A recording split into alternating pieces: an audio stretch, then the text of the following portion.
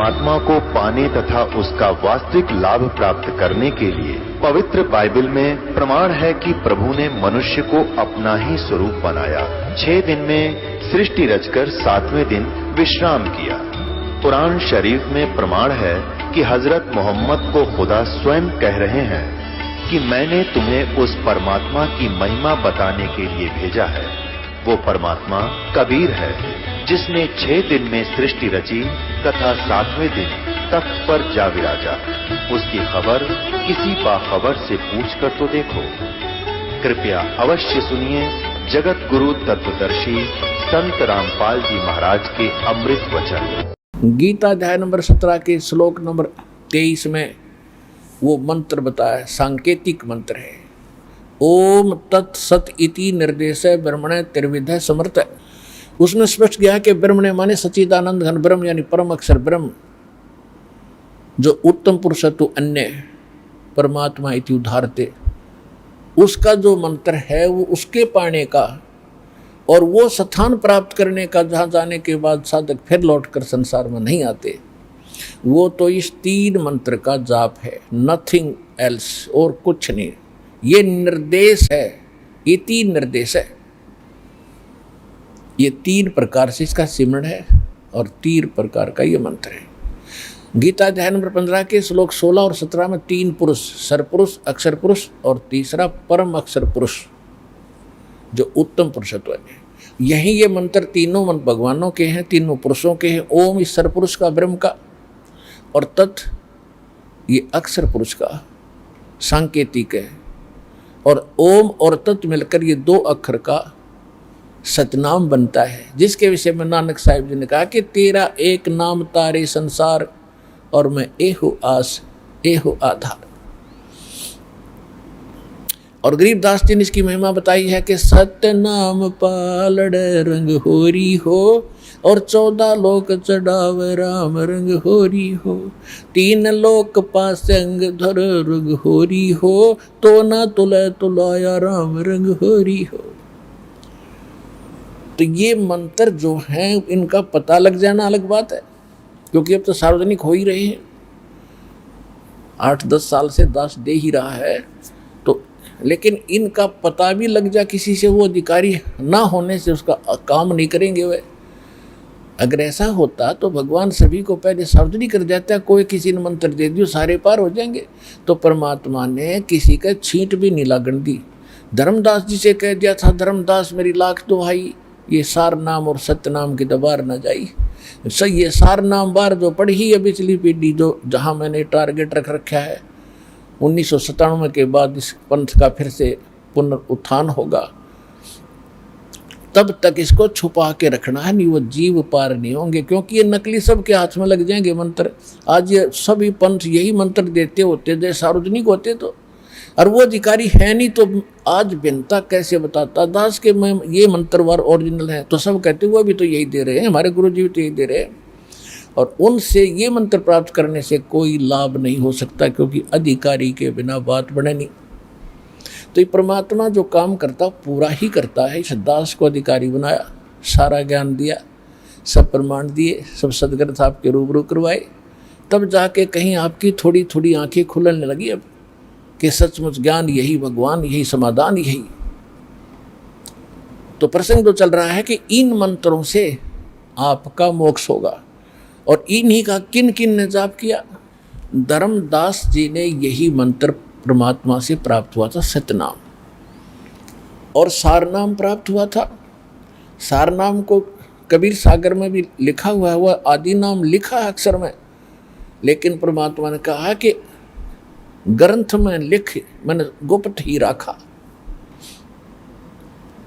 और सतनाम को सार्वजनिक करवा दिया, क्योंकि उन मंत्र उनको देना था। आदरणीय नानक साहिब जी की एक जन्म साखी है जो भाई बाला जी ने नानक साहिब जी के साथ रहकर लिखी थी। वो एक प्रमाणित ग्रंथ है सिखों के लिए। और इसी प्रकार कबीर सागर, कबीर बीजक, कबीर शब्दावली, कबीर साखी और कबीर दोहावली, ये धर्मदास जी ने लिखी, परमात्मा ने बोली थी। तो ये कबीर पंथियों के लिए ये ग्रंथ बिल्कुल प्रमाणित और मान्य है। फिर परमेश्वर ने कहा था कि 12वां पंथ जो गरीबदास का पंथ होगा उसमें मेरी महिमा की वाणी पुनः होगी, क्योंकि बीच में काल के दूत घुस करके सच्चाई को समाप्त करने की चेष्टा करेंगे। यही कारण रहा कि जैसे पहले परमात्मा ने दामा खेड़ा, जो आजकल छत्तीसगढ़ के अंदर एक दामा खेड़ा है, धर्मदास की वंशजों की गद्दी मानी जाती है, और उन्होंने एक भ्रमणा फैला रखी है कि जो धर्मदास के वंश गुरुओं से नाम लेंगे, उसके बच्चों से, वही पार होंगे। धर्मदास जी को परमात्मा ने कसम दिला दी थी, धर्मदास मेरी लाख दुहाई और यो सार नाम के दबार न जाई, और यो मूल ज्ञान भी ना बताइए। मूल ज्ञान दास ने बताया है, सृष्टि रचना का किसी को नहीं मालूम आज तक। इस दास से पहले कबीर पंथी अटपट बतावे थे, कोई ऐसा। तो फिर धर्मदास जी से ये कहा था, धर्मदास मेरी लाख दुहाई, ये सार नाम कहीं बाहर न जाई। ये सार नाम बाहर जो पढ़ी, ये बिचली पीढ़ी हंसनी तेरी, और सार नाम को तब तक छुपाई जब तक द्वादश पंथ ना मिट जाए। फिर परमात्मा कहते हैं कबीर सागर के कबीर वाणी चैप्टर में पृष्ठ 136 और 37 पर इन 12 पंथों का वर्णन करते हुए आ रहे हैं कि 12वें पंथ प्रगट हो बाणी, 12वां पंथ गरीबदास जी का, गरीबदास द्वारा मेरी वाणी पुनः प्रगट होगी और साख हमारे का निर्णय ठानी, ये असंग जन्म ठोर नहीं पावे, ये 12 पंथ हमी को जाए। यानी गरीबदास का पंथ भी चलेगा, मेरी वाणी भी बोल दी जाएगी, लिखवा दी जाएगी, लेकिन वो इस अर्थों को समझ नहीं सकेंगे। फिर कहते हैं उस 12वें पंथ हम ही चलावें और सभी पंथ मिटा के एक पंथ चलावें। तो इससे सिद्ध हो गया कि परमात्मा जब तो एक पंथ भी ना चला था। दामा खेड़ा वाले कहते हैं कि धर्मदास जी ने अपने वंशजों को बता दिया था सार नाम और सतनाम आदि नाम। परमात्मा ने तो ये कहा था इसको तब तक छुपाना जब तक 12 पंथ ना समाप्त हो। और फिर परमात्मा ने क्या कहा है कि 12वें पंथ यानी गरीबदास वाले पंथ में फिर हम आएंगे कब, जब 5505 वर्ष बीत जाएगा, तब इसका पुनर्स्थापन करेंगे, उत्थान करेंगे इस यथार्थ कबीर पंथ का, और तब तक इसको छुपा के रखना, और फिर सब पंथ समाप्त करके एक पंथ चलेगा। और इसी कारण से धर्मदास जी को तो जीवित दबा दिया था भगवान ने कि कहीं यो बात ना बिगाड़ दे। धर्मदास जी को परमात्मा ने सख्त मना कर दिया था कि सार नाम और ये सतनाम अभी नहीं बताना, अपने वंशजों को भी नहीं बताना तूने। अब धर्मदास जी कुछ दिन के बाद वृद्धावस्था गणी होगी, 117 वर्ष के हो गए थे, और रह कर भगवान से प्रश्न करते थे कि हे भगवान, आपने मूल ज्ञान बताने से और मूल मंत्र बताने से मना कर दिया, आपने मेरे को 42 पीढ़ी तक मेरा वंश चलेगा ये वरदान भी दे दिया, इनका कल्याण कैसे होगा भगवान, इनको तो इनका पता लगना चाहिए था। परमात्मा ने सोचा यो मेरी बात बिगाड़ेगा, बूढ़ा हो गया, इसकी बुद्धि चल गई। उसको ले गए जगन्नाथपुरी पे, जहाँ बैठ के परमात्मा ने समुद्र को रोका था और जगन्नाथ के मंदिर को बचाया था, जो समुद्र तूफान बनकर आता था तोड़ देता था।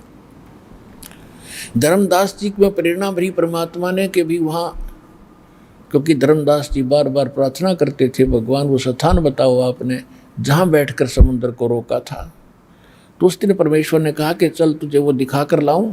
हाँ जी चलो चलो, साथ में परिवार भी ले लिया, भ्रमण के लिए चल पड़े। तो वहाँ जाकर परमात्मा ने उसको पुनः सत्संग सुनाया 3 दिन तक लगातार। अरे भले आदमी क्यों जीवन नाश करे, 117 साल का हो गया, अब तक तो इन्हीं के चक्कर में मेरी में फंसा हुआ धर्मदास, अपना कल्याण की सोच।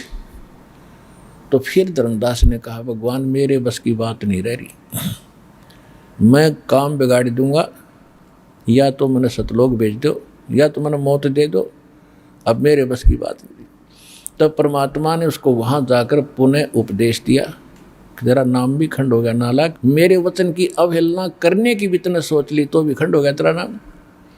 तो वहाँ पुनः उपदेश दिया और खड्डा खोद के उन्हें जिंदा दाब दिया कि दे सतनाम और सार नाम ने नाश ना कर दे, बता ना दे।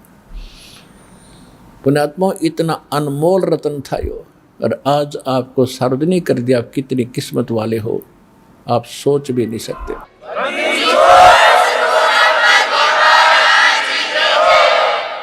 तो जो प्रसंग चल रहा था, आज तो सत्संग सुनाना चाहा था दास, अभी तो भूमिका बनी है उसकी। फिर भी अब जो परमात्मा हमें जो बता रहे हैं कि किस भक्ति से, किस साधना से मोक्ष होगा, तो उसके लिए हमने अपनी थ्योरी और प्रैक्टिकल दोनों का मेल करना पड़ेगा। थ्योरी हमारी है, सदग्रंथ है, वेद और गीता, ये हमारे भक्ति मार्ग के सदग्रंथ हैं, यानी साधना के। इसके हटकर किसी पुराण में या कुरान में कोई भी कोई ज्ञान है तो वो कोई साधना मंत्र है, वो मंत्र वेद वाला नहीं है, तो उसको हम नहीं वो तो फिर शास्त्र विदिता का मनमाना किसी ऋषि महर्षि की अपनी सोच का है।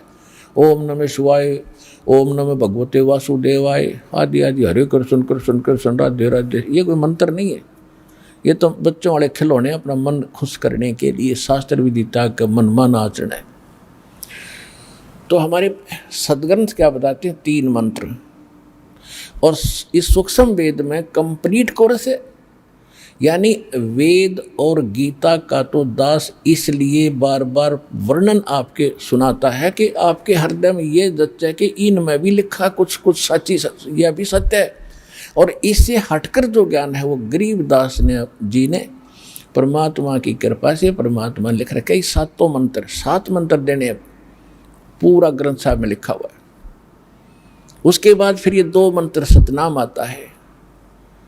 नानक साहिब जी की समुद्र की साखी में प्रकरण आता है कि जब नानक साहिब जी से प्रार्थना की, बाला और मर्दाना 2 विशेष सेवक उनके साथ रहा करते थे जब नानक साहिब जी ज्ञान प्रचार करने के लिए इधर उधर भ्रमण करते थे। उन्होंने एक दिन अर्जी लगाई कि हे गुरुदेव, हम लंका देखना चाहते हैं। तो उनसे कहा कि तुम आंखें बंद करो और खोलो। आंखें बंद करके खोली तो समुद्र के किनारे खड़े थे। तो फिर नानक साहिब जी ने कहा कि तुम मेरे साथ साथ समुद्र के ऊपर आओ और वाहिगुरु वाहिगुरु बोलते रहना मंत्र। तो नानक जी भी और बालाजी और मर्दाना तीनों चल पड़े समुद्र पर, जैसे धरती पर चला करते हैं थल पर।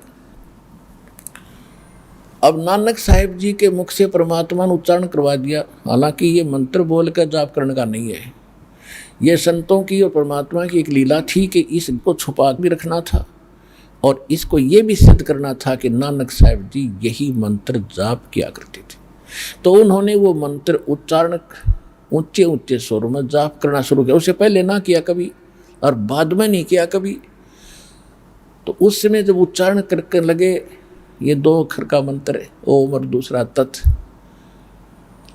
तो मर्दाना जी ने सोचा कि मैं भी यही ओम और सोहम क्यों ना जाप करूं। वो लगा ये मंत्र जाप करने, वो डूबने लगा। तो नानक जी ने कहा कि मर्दाना खबरदार, जब तूने ऐसी गलती की तो वही जाप कर जो मैंने तुझे कहा, वाहिगुरु। तो इससे क्या हो गया कि पूरे सिख समाज को भय बढ़ गया। नानक साहिब की वाणी में बहुत जगह ये कलियर मंत्र लिखा था। तो उन्होंने जब ग्रंथ साहिब का संग्रह किया, जलद बनाई, बीड़ बनाई, उस समय इस बात का विशेष ध्यान रखा कि ये मंत्र नहीं आना चाहिए गुरु ग्रंथ साहिब में। यदि सिख बच्चों ने इसको पढ़ लिया और गुरु नानक देव जी के वचनों की अवहेलना होने से हानि हो जाएगी, जैसे मर्दाना मर गया होता डूब गए। इस दृष्टिकोण से उन्होंने उसे कतई निकाल दिया नारा। लेकिन परमात्मा कहते हैं हमारा काम कच्चा नहीं होता। उस जन्म साखी में प्रमाण रह गया। और दास तो सन 1994 से मंत्र कंप्लीट देता आ रहा है। जो भक्त दास से जुड़े हैं शुरू से आज तक, उनको तो खूब ज्ञान है। और सन 2004 में एक सिख बच्चे ने जब इस ज्ञान से परिचित हुआ, उसने अपने सदग्रंथों को फिर से पढ़ा, गुरु ग्रंथ साहिब को पढ़ा, 24 नंबर पृष्ठ देखा, 721 देखा, 731 देखा।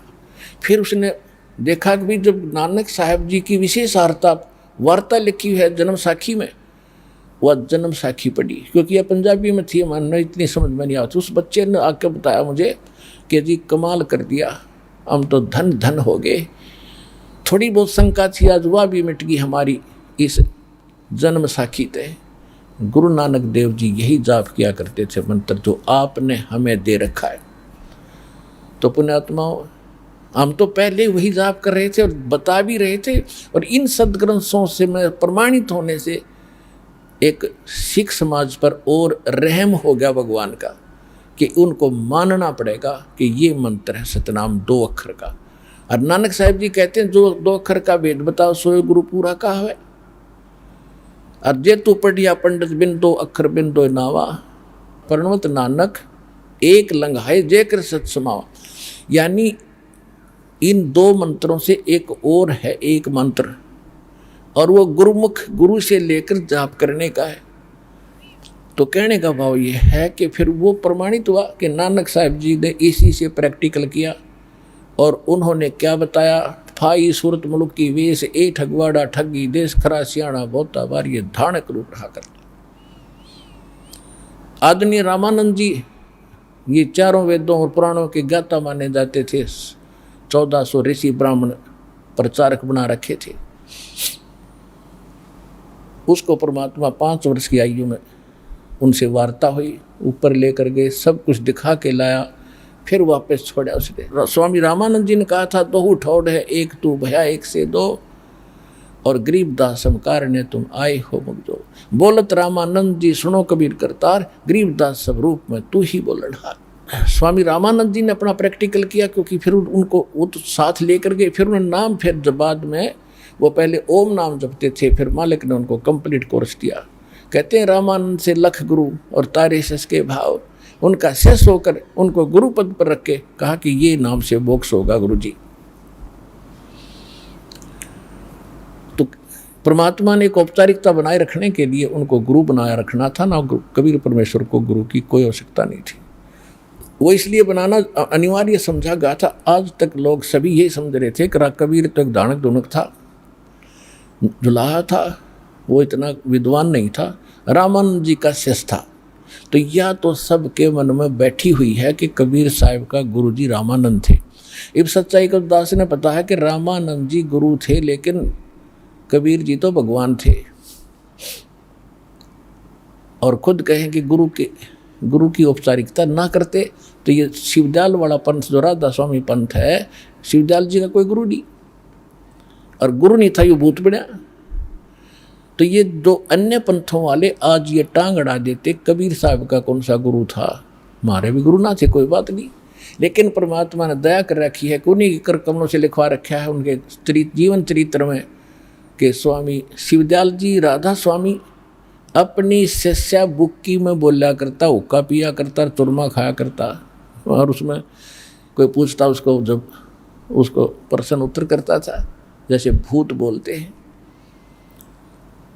गरीबदास जी कहते हैं कि सतगुरु पुरुष कबीर हैं ये चारों युग प्रमाण, और झूठे गुरुआ मर गए वो होंगे भूत मसान।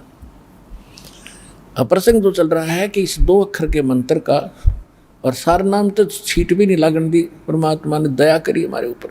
उन महापुरुषों के पास था, जैसे गरीबदास जी के पास था और धर्मदास जी के पास था, इनके पास मंत्र थे ये, लेकिन ये सार्वजनिक तो उसका छिट्टे नहीं लागनी थी।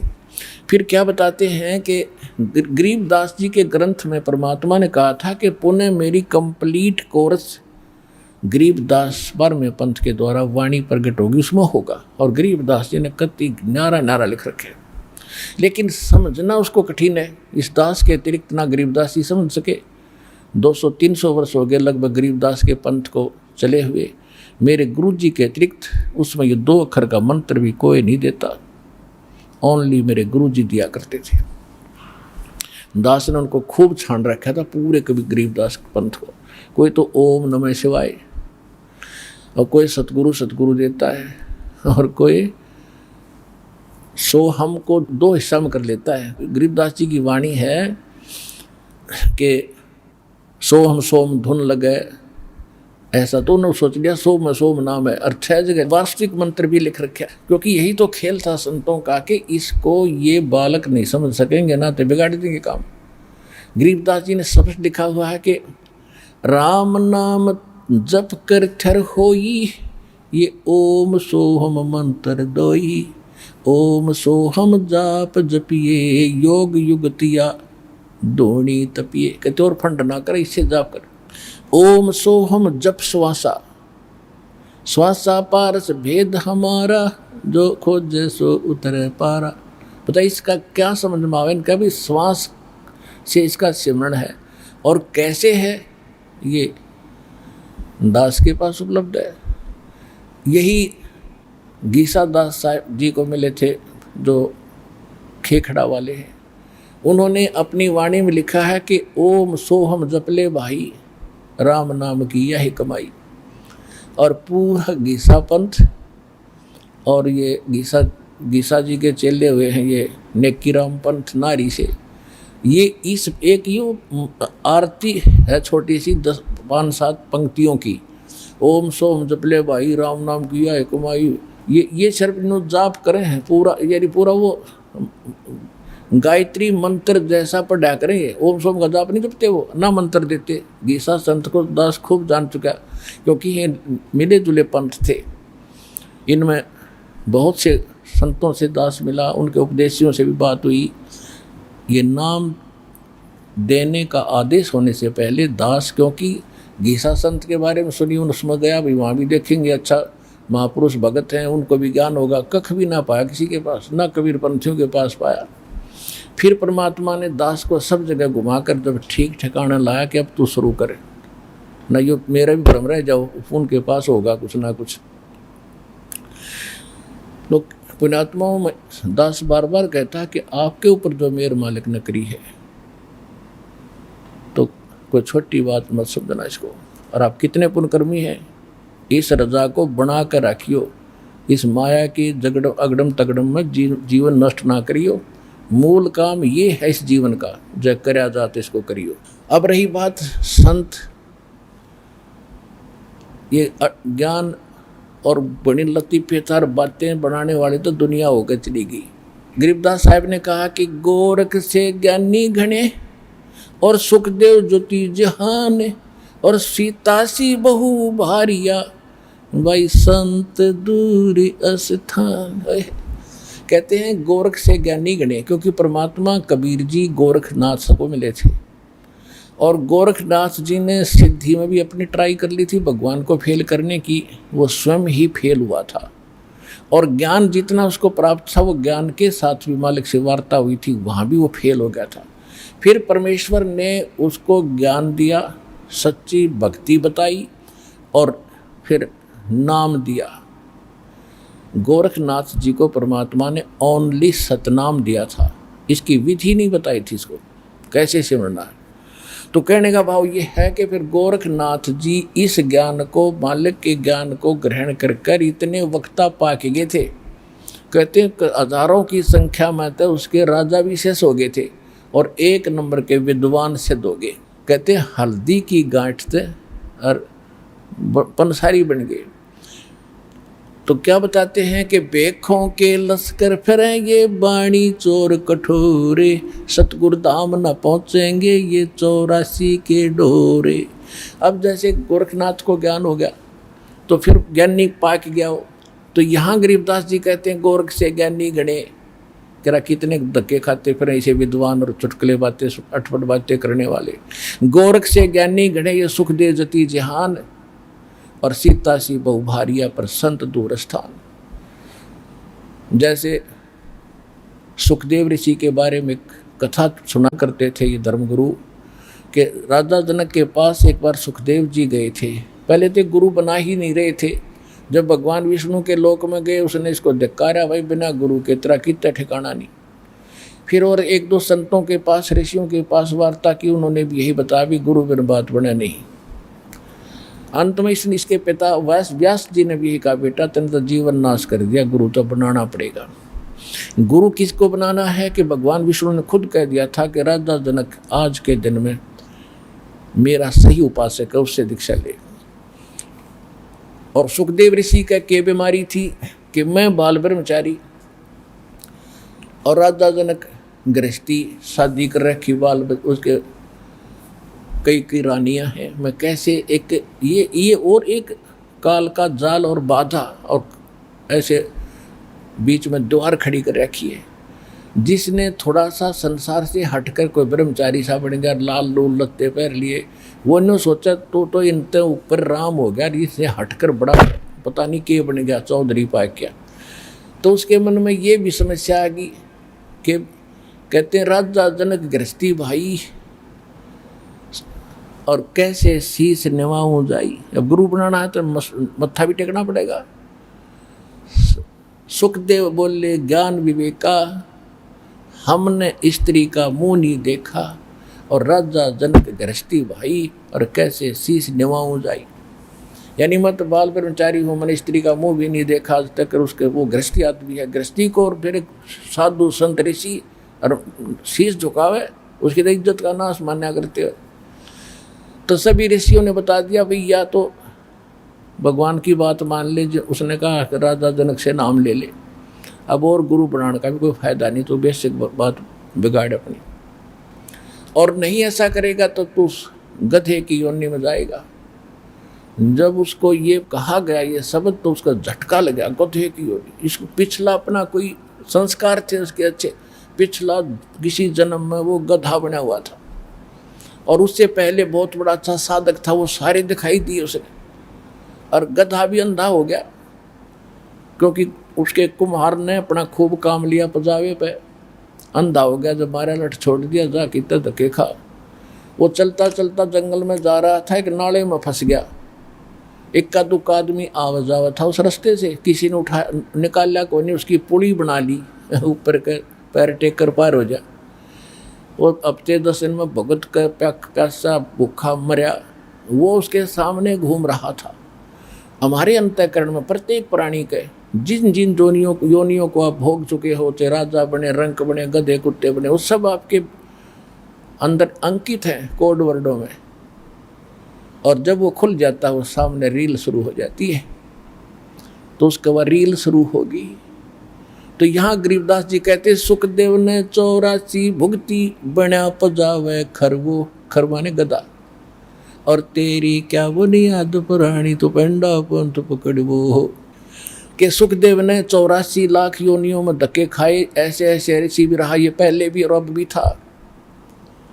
और बना पजावे खरवो, और तेरी क्या बुनियाद पुरानी, तेरी क्या औकात है बोले आदमी, तो पेंडा पंथ पकड़ वो पेंडा माने रास्ता, वो मार्ग भक्ति विधि पकड़ जो हम बताने जा रहे हैं, इससे तेरा झंझट मिटेगा, जो जन्म मरण का दीर्घ रोग कटेगा।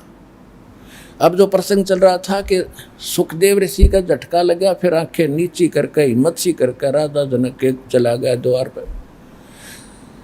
राजा जनक ने कहा कि सुबह मंत्र दूंगा ऋषि जी, तब तक विश्राम करो। अलग से एक रेस्ट हाउस खोल दिया। उस रेस्ट हाउस के अंदर यानी उस कमरे में एक औरत की, एक माई की, एक नौकरानी की सेवा लगा दी कि तू ऋषि की सेवा करना और परीक्षा करना, इसकी परीक्षा करना जो राजा जनक ने बताई थी। उसने उसी तरह ऋषि की का बेड आसन लगा दिया चारपाई पे, और ऋषि जी जब उस पर लेट गए तो वह माई जा करके उसके चारपाई पर बैठ गई। तो ऋषि जी एकदम उठ के और चारपाई के ऊपर को 2 फुट से दूर ऊपर को हो गया, और उसने थोड़ा सा निकट जाने की चेष्टा की। वो चारपाई से उठकर दूर खड़ा हो गया और कहा, माई साधु संतों की खाट पर नहीं बैठा करते, आप बाहर बैठो, या अच्छी बात नहीं तेरी। तो उस माई ने सुबह बताया कि महाराज आदमी बिल्कुल खरा है राजा जनक को, कि इसने मुझे टच भी नहीं करने दिया, इतना यानी जती आदमी है। तो राजा जनक ने फिर सुबह नाम देना उसके नाम देने के लिए कहा कि आज दीक्षा दूंगा।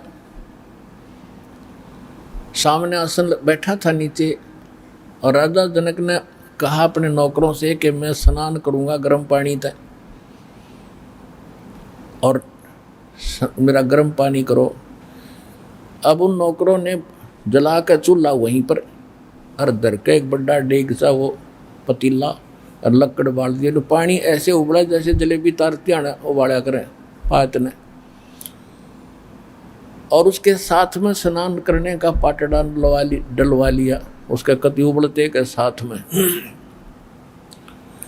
और अपनी जो प्रथम मुख्य रानी थी, पटरानी जिसको कहा करते हैं, अन्य रानियों में बड़ी पत्नी, जो प्रथम जिससे विवाह होता था वो कुछ सुपीरियर मानी जाती थी, और उससे कहा कि मुझे स्नान करा। वरोध सेवा करा करती स्नान कराने की। तो वह क्या करती है कि उबलते पानी में तो जैसे चाय बनाया करे ऐसे उबला करे, उसमें से लोटा भरे और राजा जनक की चोटी में डाले और हाथ के नुआवे।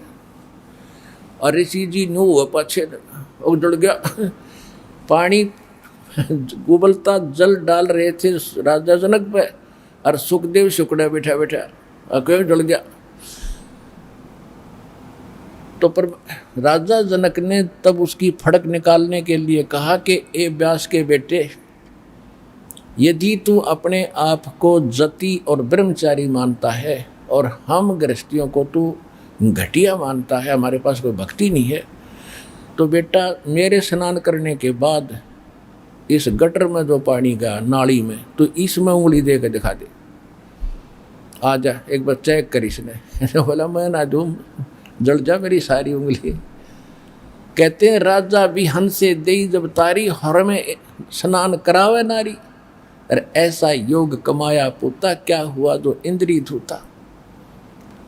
इन इंद्रियों के कंट्रोल करने मात्र से मोक्ष नहीं है। ठीक है दुराचार बुरा है, लेकिन भक्ति साधना से, उस यथार्थ साधना से मोक्ष होगा। राजा जनक कौन थे? ये नानक देव जी वाली आत्मा थी। और यही राजा जनक सतयुग के अंदर अम्बरीश राजा थे, उस समय भी एक नंबर के भगत थे विष्णु तक के। त्रेता युग में भी राजा जनक विष्णु के पुजारी थे। और ये काल कैसे जुल्म करता है। राजा जनक ने बहुत ज़्यादा यज्ञ की, हजारों यज्ञ की, 100 मन घी की अपने जीवन काल में। उन पनों का उसके पास संग्रह हो गया, और इसी को ये मान लेते मोक्ष हो गया। और जैसे ये जाप इनके पास था ओम नाम का, वो करते ही रहे विष्णु जी का जो, वैसे परमात्मा इन सबको मिलते हैं। राजा जनक को भी बालक मिले थे, राजा अम्बरीश को भी मिले थे, क्योंकि बच्चे उसके हैं। उसको हरियम नाम दे रखा था, किसको? राजा जनक को, और हरियम नाम विष्णु का। तो जब वो, अब यहाँ जो कहने का जो प्रसंग था कि जैसे हम सुनते, फिर उससे क्या प्रसिद्धि होगी उस सुखदेव ऋषि की कि वो बड़ा ब्रह्मचारी आदमी है, जति आदमी है, औरत को टच भी नहीं होने दिया, बड़ी प्रसिद्धि हुई उसकी। फिर क्या बताते हैं, प्रसंग हम सुनते रहते हैं कि सीता जैसी पतिव्रता औरत नहीं हो सकती, क्योंकि उसने रावण के राज में भी काफ़ी वर्षों तक रहकर भी अपने को सुरक्षित रखा। तो यहाँ परमात्मा यानी गरीबदास साहिब जी कहना चाहते हैं, गोरख से ज्ञानी घने ये सुखदेव जति जहान। सुखदेव जैसे बहुत महापुरुष हैं जो ऐसे अपनी दूसरे की बहन बेटी को अपनी बहन बेटी की दृष्टि से देखते हैं। तुम तो एक की पूछड़ पकड़ कर उससे के गुण गाए जाते हो। अब यहाँ जो बताना चाहते हैं कि गोरख से ज्ञानी गणे और सुखदेव जति जहान, और सीता जैसी बहुत बहन बेटियाँ, बहुत सी पत्नियाँ हैं, लेकिन संत दूर अस्थान, यानी संत के घर बहुत दूर है, संत नहीं मिलेगा कोई। श्रीमद् भगवद गीता अध्याय नंबर 7 के श्लोक नंबर 19 में कहा कि बहु नाम जन्मा नाम अंते ज्ञानवान माम प्रपते वासुदेव सर्वमिति स महात्मा सुदुर्लभ है।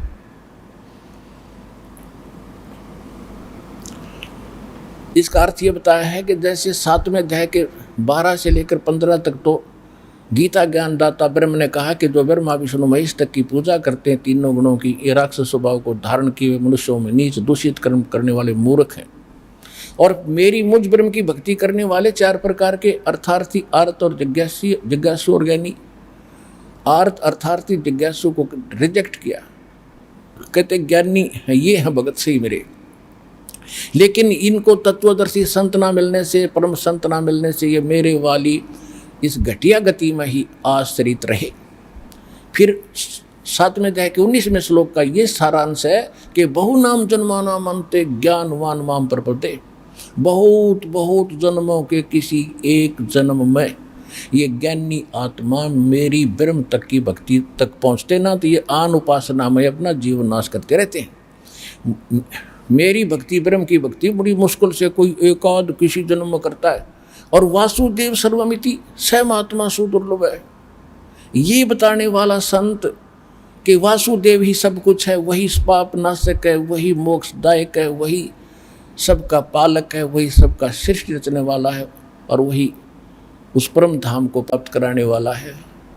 ये बताने वाला संत तो अर्जुन तुझे बड़ी मुश्किल से मिलेगा।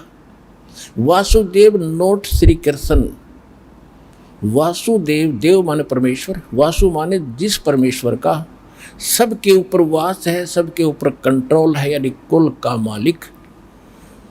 जैसे ब्रह्मा यानी विष्णु जी सतोगुण प्रधान, और एक ब्रह्मांड में एक विभाग के मंत्री सतोगुण विभाग के, इनका पिता जो ब्रह्म है ये 21 ब्रह्मांड का मालिक है, सरपुरुष। अक्षर पुरुष है, 7 संग ब्रह्मांड का मालिक है, ये कुल का मालिक नहीं है। और जो परम अक्षर ब्रह्म है, पूर्ण परमात्मा, वो असंख्य ब्रह्मांड का यानी वो है वासुदेव, और वही पाप नाशक है, वही मोक्षदायक है। उसी की भक्ति से वो स्थान प्राप्त होगा जहाँ जाने के बाद साधक फिर लौट कर कभी संसार बन जाते। तो यहाँ कहते हैं गोरख से ज्ञानी गणे सुख दे जति जहान, और सीता सी बहु भारिया पर संत दूर स्थान। वही गीता बता रही है। और गरीबदास जी के पास एक वासियर गांव लुधियाना के पास एक सिख गरीबदास जी के पास गया था, और गरीबदास जी ने जब ये ज्ञान सुनाया सारा, ओए होए दाना दाना गिर दिया। तो उसने कहा था, उसका नाम था जो मकरा, वैसे तो राम राय नाम था, लेकिन उर्फ नाम से वो झुमकरा से जाना जाता था। तो गरीबदास जी ने उसको समझाया, तब उसने बताया कि हे परमात्मा, हे महात्मा जी, ये ज्ञान तो आज तक हमें किसी ने बताया नहीं। तो क्या बताया गरीबदास साहिब जी ने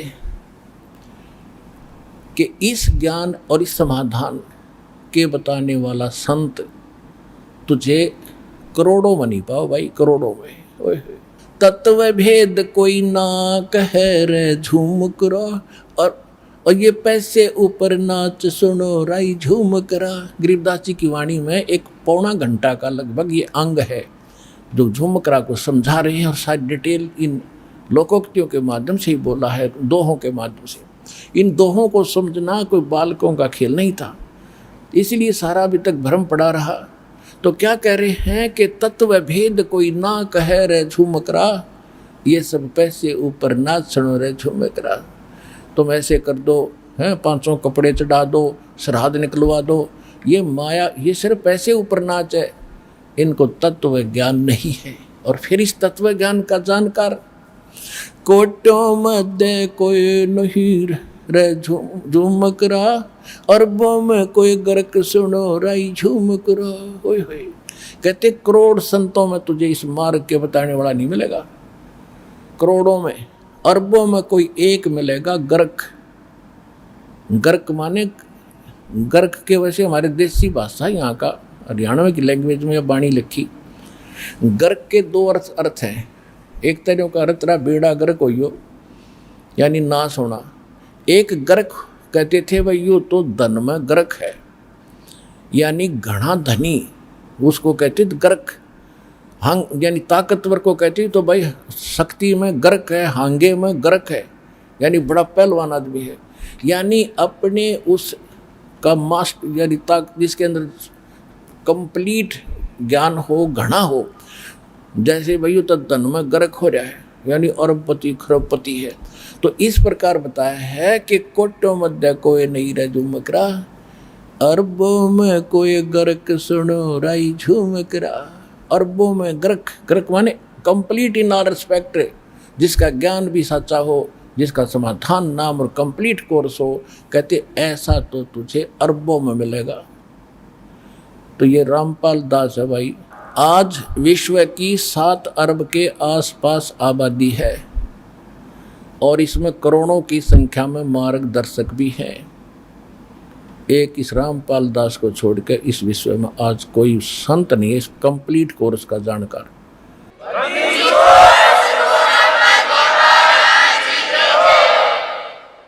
और ये काल का कैसे दाव लगा रहा, हम कैसे बट्ठा बैठाते रहे। परमात्मा कहते हैं जो जन मेरी शरण है ताका हूँ दास, गेल गेल लागा फिरूं जब तक धरती आकाश। सतयुग में राजा अम्बरीश थे, ये सिख धर्म के प्रवर्तक नानक जी, और इतने अच्छे भगत थे। दुर्वासा ऋषि बहुत बड़ा सिद्ध प्रसिद्ध था, उसकी भक्ति के सामने वो भी नतमस्तक होकर गया था। अब फिर उसके बाद राजा जनक हुए त्रेता युग में, वही आत्मा नानक जी वाली राजा जनक हुए। राजा जनक के सामने सुखदेव जैसे ऋषि पाक रहे थे, नतमस्तक हुए, लेकिन बात वही बिगड़ी रही। कैसे? जब राजा जनक शरीर छोड़कर जाने लगे, इतनी उस हरियम जाप का जाप, मंत्र का जाप और यज्ञ आदि किया करते थे, इतने पुण्य थे उसके बहुत गणे। जहाज में बैठकर चले, वायुयान में, यम वो पार्षद आए भगवान के लेने के लिए। जब उसका विमान, राजा जनक का विमान जा रहा था, देख काल का जाल ऐसे स्थान से निकाल दिया स्वर्ग में जाते जाते, जहाँ पर 12 करोड़ जो पाप आत्माएं एक नरक में अपना पाप कर्म भोग रही थी। अब संत दयालु होते हैं।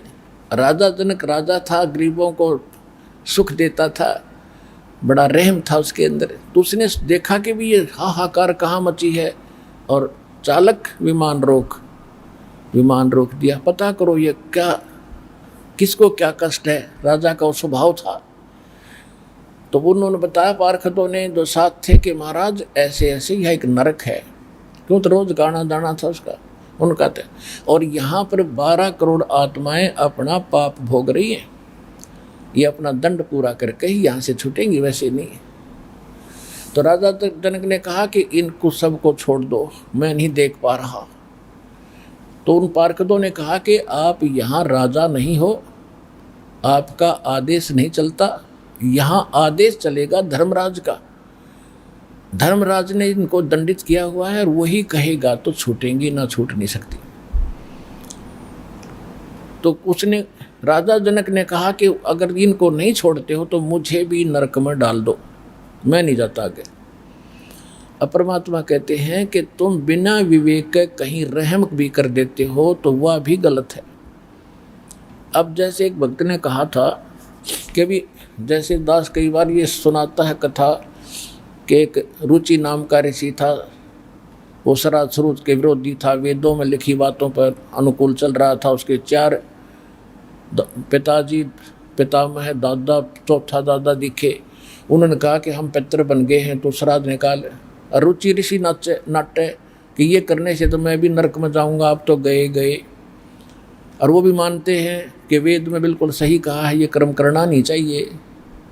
एक भक्त कह रहा था जी, फिर जैसे हमारा कोई दादाजी पिताजी हमें आकर कह दे कि भी आप मेरा श्राद्ध निकालो, तो उन्होंने हमारे लिए बहुत कुछ किया होता है, हमें पता होता है, तो हम कैसे ना करें। उनको दास ने एक उत्तर दिया हुआ है कि जैसे किसी का बालक और कुएं में गिर गया, वो तो चिल्लावेगा, उसका समाधान ये नहीं है कि आप भी साथ में छलांग लगा दो, सब डूबेगा मर जाओ दोनों, वो तो मरेगा। उसके लिए तरीका है, कोई रस्सा ला मोटा और उस रस्से ने डाल दे, इसने पकड़ ले, भाई मैं खींच लूँगा। तो ये तरीका है जो दास आपको बता रहा है। और आपके दादा दिख गया, पिताजी दिख गया, आपने श्राद्ध निकालने शुरू कर दिया तो आप भी गए कुएं में। उसका तरीका ये है, दास बताएगा इस मंत्र करो, इस प्रकार तेरे पितरों का छुटकारा करवाएंगे हम। तो इसी प्रकार राजा जनक में इतना विवेक था, वो कहने लगा मुझे भी यहीं छोड़ दो, मन ने नरक में डाल दो। अब उसको नरक में धर्मराज डाल नहीं सकता, जो लिखा कर्म ही देता है। जब धर्मदास को पता चला कि उसने, राजा जनक ने तो ये ऐसी जो अपनी आंट अड़ा दी, जिद कर ली, तो धर्मराज खुद आया वहाँ पर और उसने कहा कि राजन आप यहाँ नहीं रह सकते, यहाँ हम नहीं रख सकते आपको, आप वहीं चलना पड़ेगा। तो उसने राजा जनक ने कहा कि या तो इनको भी मेरे साथ ले चलो, नहीं मैं नहीं जाऊंगा। अब देखो काल का कितना भयंकर जाल है। पुण्यकर्मी प्राणी था, खूब यज्ञ कर रखी थी, उस हरियम जाप का मंत्र कर रखा था, हैं, काल ने के जाल फैलाया। धर्मराज बोला भी ऐसे होगा कि आप अपने कुछ पुण्य इनको दान कर दो, तेरे साथ ही भेज देंगे इनको स्वर्ग में। तो उसने अपने आधे पुण्य दान कर दिए, 50% उन 12 करोड़ आत्माओं को, और सबको नरक से निकलवा लिया और स्वर्ग में ले गया। अब देखो उस समय तो उसने बड़ी महानता दिखी, दयालुता थी इसमें, लेकिन अपना नाश किया। उनको क्या मिला? जब तक राजा जनक के द्वारा दिए गए पुण्य, संकल्प किए गए पुण्य उनके साथ रहेंगे, तब तक तो वो वहाँ स्वर्ग में रहेंगे।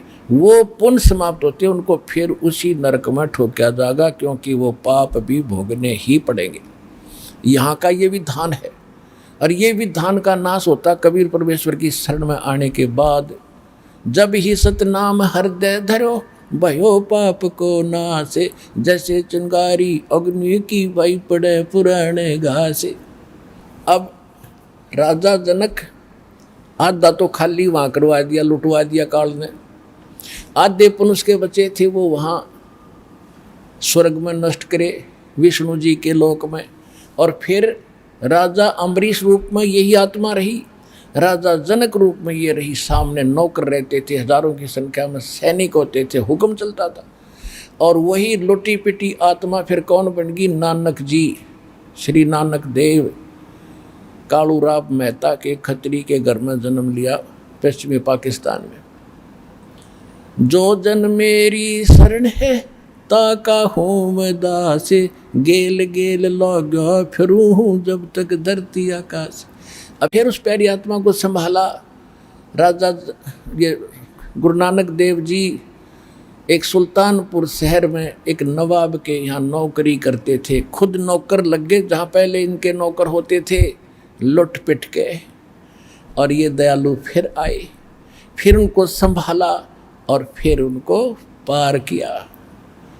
जो जन मेरी शरण है ताका होम दासे, गेल गेल लागो फिरूं हूँ जब तक धरती आकाश।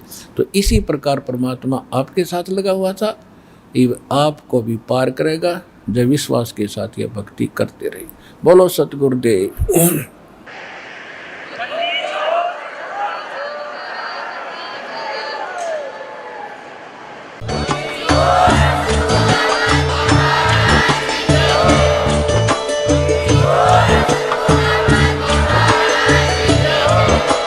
आप सुन रहे थे जगत गुरु तत्वदर्शी संत रामपाल जी महाराज जी के मंगल प्रवचन। अधिक जानकारी के लिए विजिट कीजिए हमारी वेबसाइट www.jagatgururampalji.org। संत रामपाल जी महाराज जी के शुभ आशीर्वाद से पूरे विश्व भर में 500 से भी ज्यादा नाम दीक्षा केंद्र हैं, जिन पर संत रामपाल जी महाराज जी द्वारा ऑनलाइन निशुल्क नाम दीक्षा दी जा रही है। अपने नजदीकी नाम दीक्षा केंद्र का पता करने के लिए संपर्क करें 8222880541।